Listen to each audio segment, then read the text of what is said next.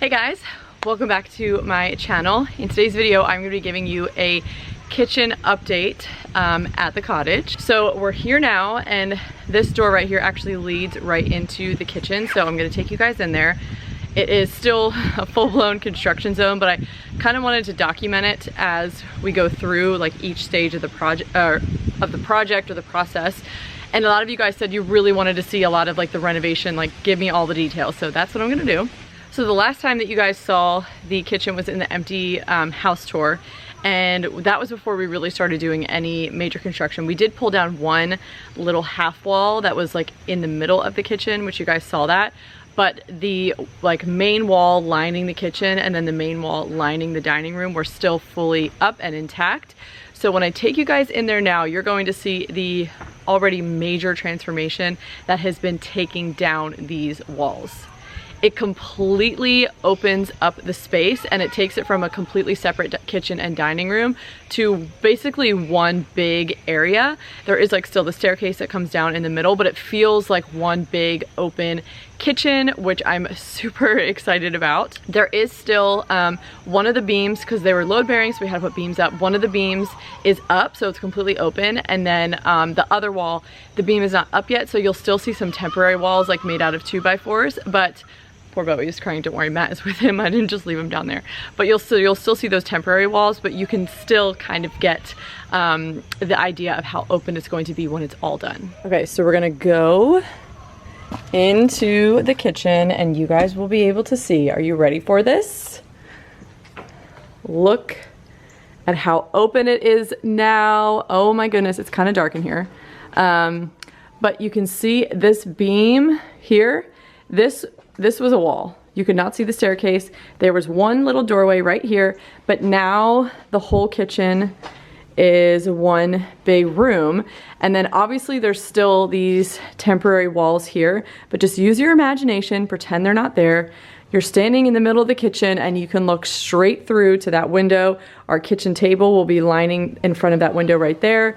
You can actually see the fireplace. It's kind of tucked behind a table right now, but that is a fireplace. There's a wood stove in there, so you'll be standing in the kitchen. You'll be able to actually see the wood stove on and burning in the winter time. You'll see our kitchen table. It's all one big living space.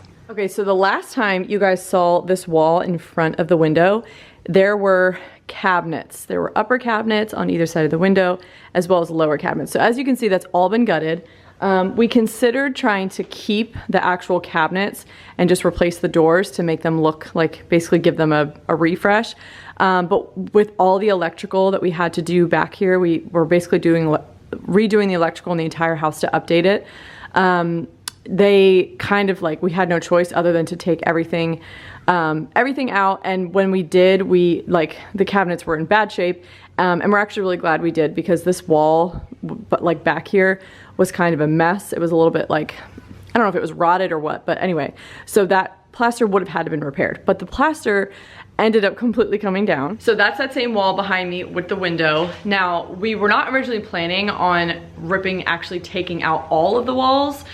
We were just planning on opening up certain ones, but with all of the openings we had to create to put the beams in and fix the electrical, the whole thing was just kind of torn open in a lot of different spots. And basically our contractor said, I can patch it, the plaster as best I can, but it will look patched at the end of the day. So we were kind of weighing, do we keep the plaster, which I do love plaster walls, or do we just take it all out and drywall so it's like a smooth finish at the very end? So we ended up deciding to do drywall, but I'm so glad that we did, because we ended up ripping obviously all of the plaster and exposing everything that was behind it. Exposed these beautiful beams. You can see the floor joists upstairs. And as soon as I saw these beams, when I came in here just to like check on progress, and I saw these, I immediately texted my contractor and was like, we cannot cover these up. They are so beautiful. Okay, so you guys can see the beam. Sorry, this lighting in here is very crazy. We're quite literally in the middle of construction, but so you can see the beams up there. I wanted to expose the beams in the farmhouse kitchen so bad, like so bad. And we looked into doing that, but it was just going to be a really big, very messy project that just didn't make a ton of sense to do like isolated. It would make a lot more sense if we were going to like rip up the whole kitchen and do new cabinetry and all of that. Like it just didn't make sense to do it by itself and try and keep everything else like pristine and intact. So we ended up not doing it, obviously. But when I saw these, I was like, we are taking advantage of those beautiful beams. We are not covering them up. And it ended up being not like a big deal at all. We did have to rework some of the electrical. Like there were big, like there was one huge bunch of wires going down like the center. But the electrician was able to reroute them. Now we are, the other thing that I saw, obviously when we opened up the walls, was this beautiful stone. It's the same stone that's right on the outside of the walls that you saw before I came in. And I gotta tell you, it is stunning. Like you talk about real, just like old time cottage vibes, like leaving this stone exposed would be incredible. And I heavily considered it because when I saw it, I was like, oh, that is so beautiful. And it's truly like an old stone house with like leaving those exposed. And I love the look of that. But practicality wise, I was worried about there being zero insulation. And this is the bottom floor of the house. So it's going to be the chilliest in the winter just to begin with. And I was personally like concerned about no insulation, just the stone wall between us and the outside. I was just afraid it was gonna be freezing in here, honestly. And in our current house, we have the same exact setup. Stone walls with plaster over top of them. And when they took these out, I can't remember if he told me there was either zero insulation or there was like very, very little. I think he said there was like very, very little, to the point where it wouldn't really even do much. And I don't, like since we've experienced like living in a house with stone walls and plaster and little to no insulation, the areas that we've opened up in the farmhouse, we've never seen insulation. I was just worried. It's always chilly in there in the winter, like no matter what, it's just chilly in there.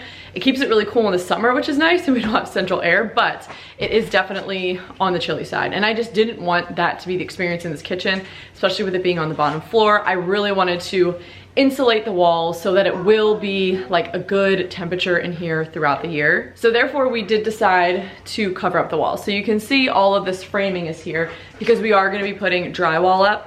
Another main reason I decided this was because I didn't want it to be super dark in here. Again, it's on the lowest level. We are surrounded by trees. While there are several windows now that we've opened up the walls, like as you can see, before I turned the light on here, you could probably see it was kind of dark.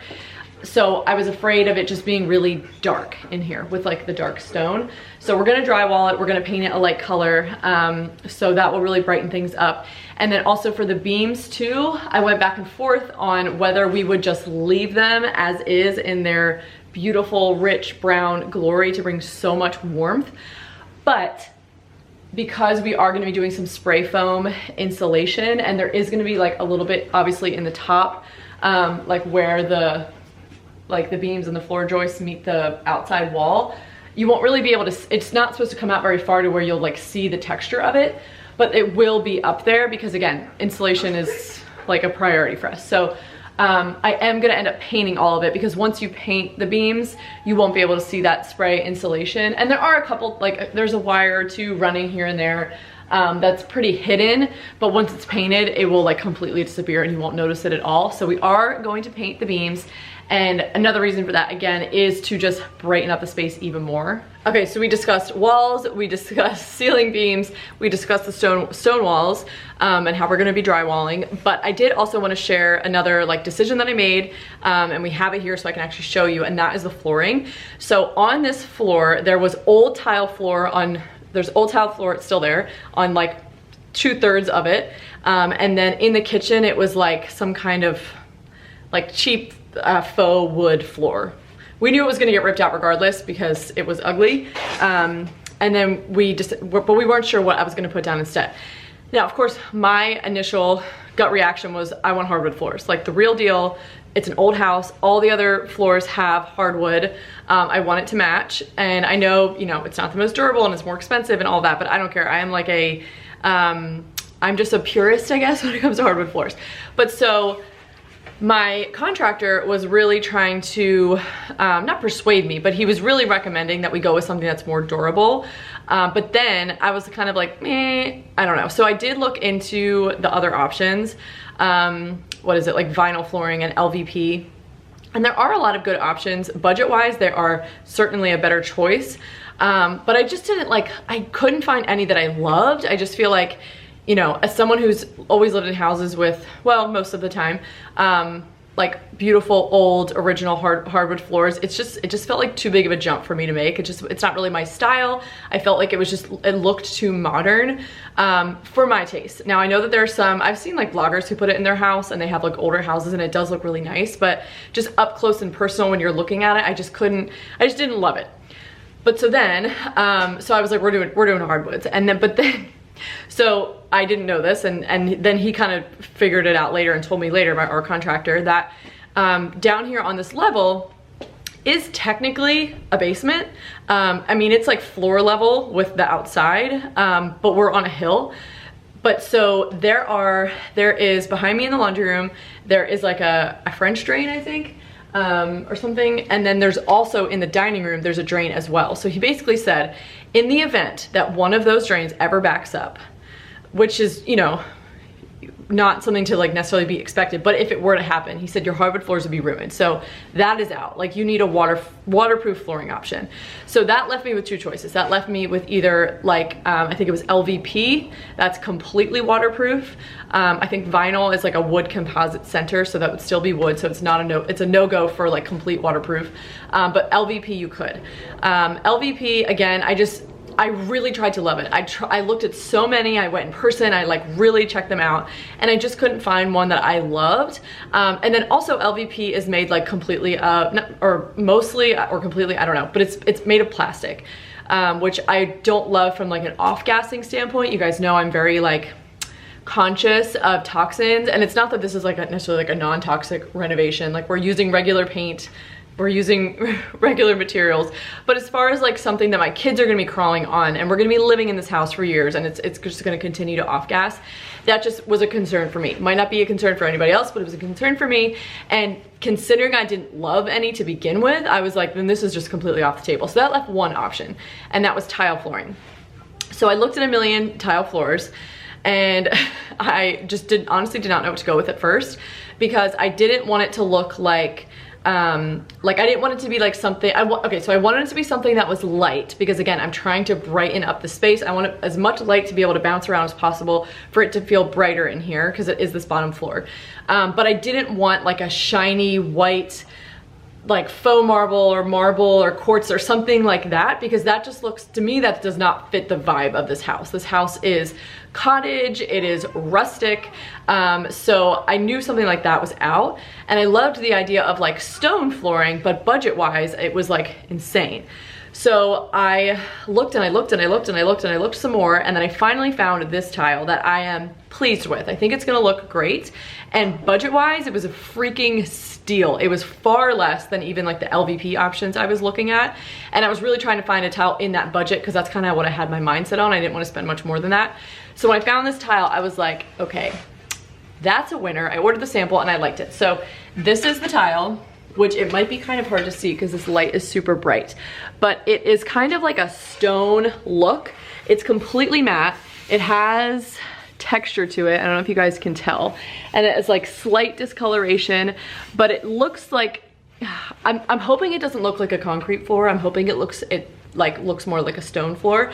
But either way, I plan to warm it up down here with like lots of rugs and things to like not only cover it and break it up, but to make it just look, I don't know, hopefully more like stone and a little bit warmer. So we're gonna see. But budget wise, I was like, how can I not get this? It's pretty close to what I think I'm going for, and it's a very light gray color. So I think once this is all down, and especially when it's through the whole space, it's just going to brighten it up, and it's just going to help marry these two rooms that were once completely separate.